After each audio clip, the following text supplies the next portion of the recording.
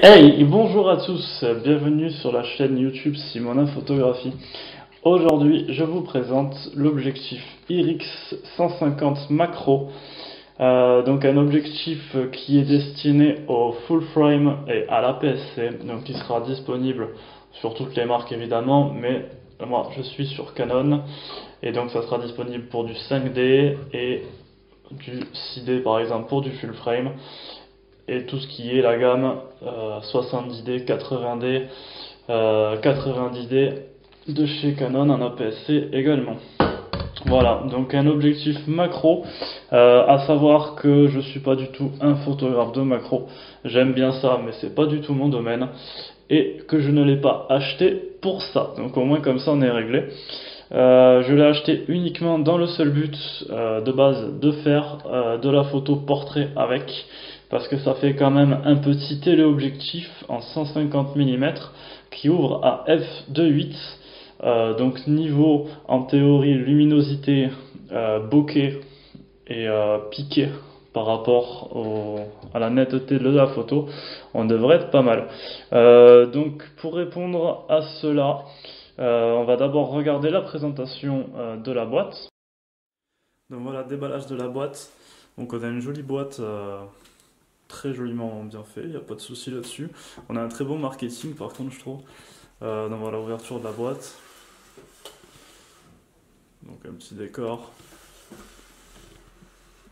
Voilà, donc livré dans sa petite housse. Donc ça j'avoue que c'est super sympathique. Une belle petite housse pour le ranger. Avec marqué Swiss Design. Voilà, full frame lens. Donc petite boîte, hop, qui s'ouvre très bien. Et donc voilà, l'objectif à l'intérieur, rangé tranquillement. Donc on a un très très joli bouchon qui a été refait. Ça j'avoue que c'est sympa. Hop, voilà.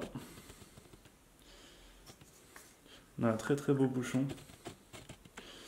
Bague métal. Et petit joint d'étanchéité tout autour. Hop, voilà.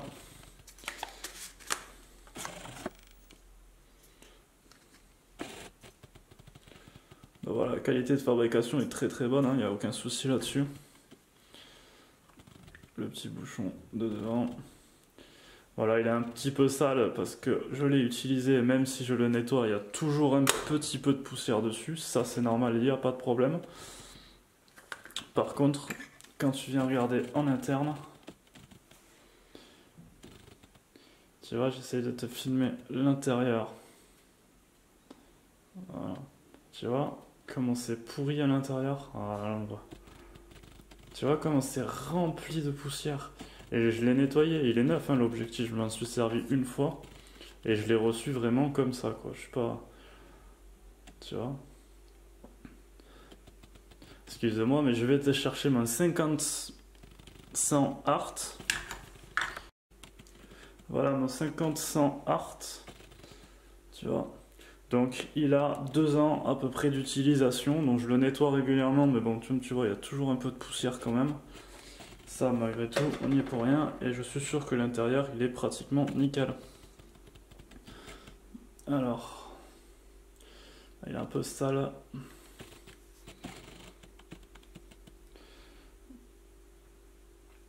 Il commence à avoir de la poussière interne quand même, hein, tu vois. Mais bon. Et encore le dessus, il est un peu sale. Tu vois, je te le nettoie de suite. Tac. Voilà, déjà c'est mieux.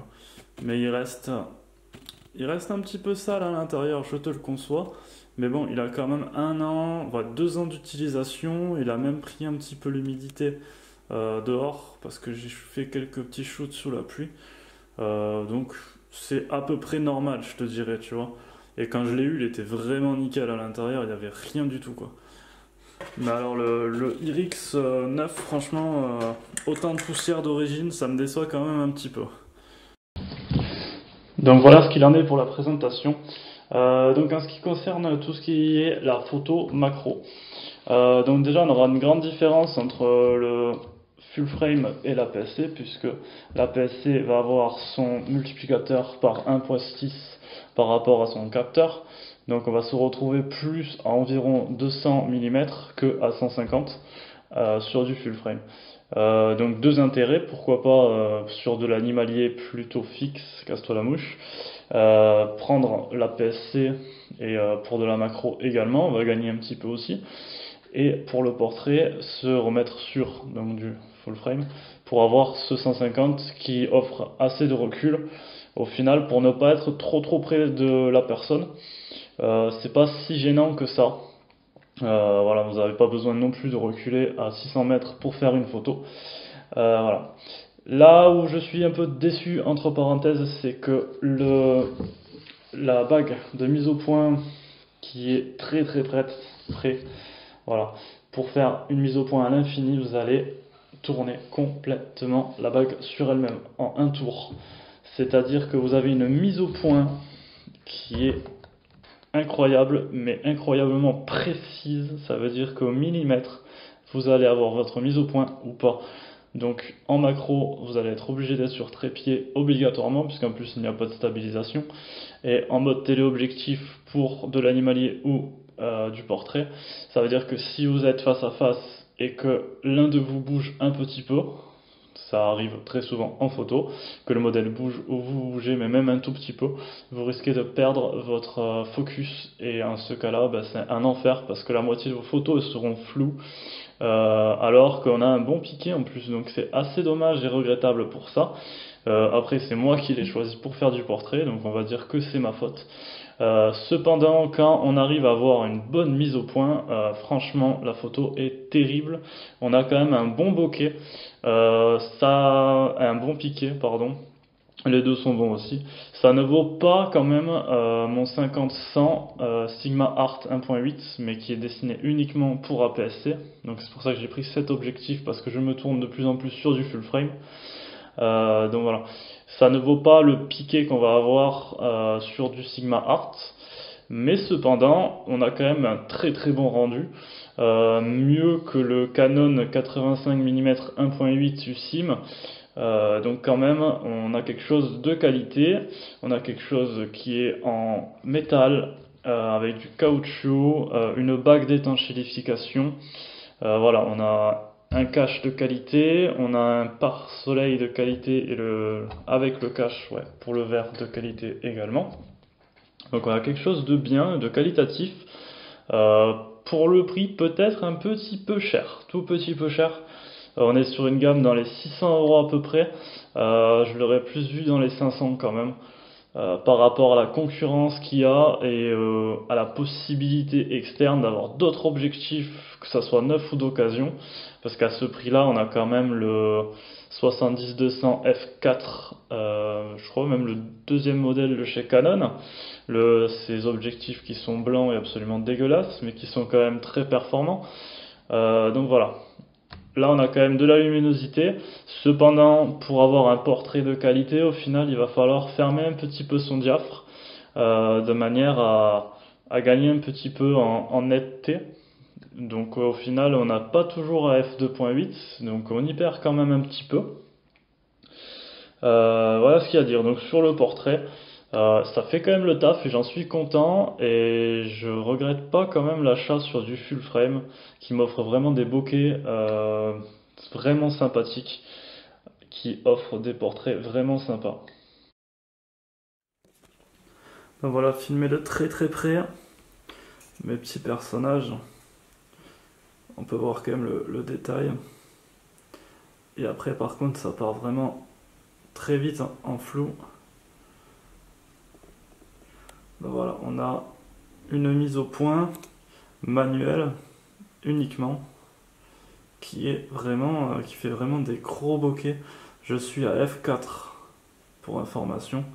Donc voilà, on a vraiment le bout du pistolet par exemple là qui est complètement dans le flou quoi. Ouais, on a quelque chose de très précis. Donc on a un très très bon piqué, mais par contre, voilà, il va pas falloir se rater sur vos mises au point parce que voilà, on est sur des petits bonhommes évidemment, mais voilà. Et alors là, si je m'amuse à descendre, voilà, F de 8,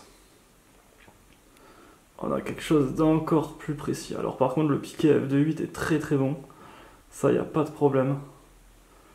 Mais alors ça part vraiment dans le flou quoi. Je vais vous faire un plan d'ensemble pour que vous voyez un peu mieux. Voilà, donc là je suis à F de 8 et je suis à peu près à 1,50 m de mon sujet. Donc, vous voyez le personnage en avant-plan est flou. Donc si je fais mon focus, voilà.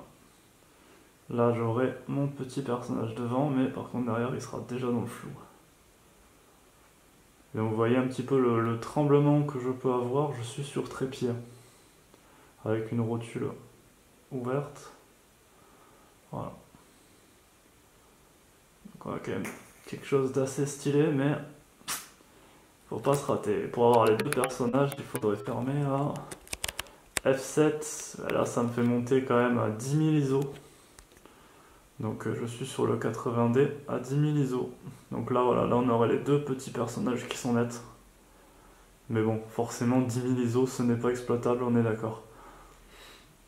Voilà pour le petit test. On a une bague de fixation de trépied qui est de très très bonne qualité en métal, qui peut être dévissée et retirée. Voilà, là on a un bon truc qui est bien solide. Pourquoi? Parce qu'on a un objectif qui est quand même assez lourd.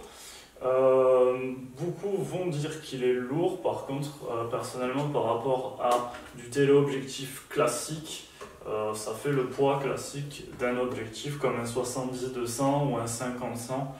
Moi, il n'y a rien qui me choque, sachant qu'en plus, il a sa petite valise avec sa petite housse pour être rangé si besoin. Donc, moi, il n'y a vraiment pas de choc par rapport au poids du matériel, mais je suis quand même habitué à avoir des appareils assez lourds. C'est sûr que quelqu'un qui a l'habitude que du 50 mm 1.8, là il risque d'être assez surpris par le poids, ça c'est clair. Mais bon, ça donne aussi un sentiment de solidité. Voilà, j'espère que la vidéo t'aura plu. N'oublie pas de t'abonner à ma chaîne, on est de plus en plus nombreux. Merci à ceux qui s'abonnent, ça fait plaisir. Je suis pas là très très souvent parce que je manque de temps. Mais franchement, c'est cool de voir quand même évoluer un petit peu la chaîne, donc ça me fait plaisir. Et puis voilà, à la prochaine pour une prochaine session photo et à bientôt.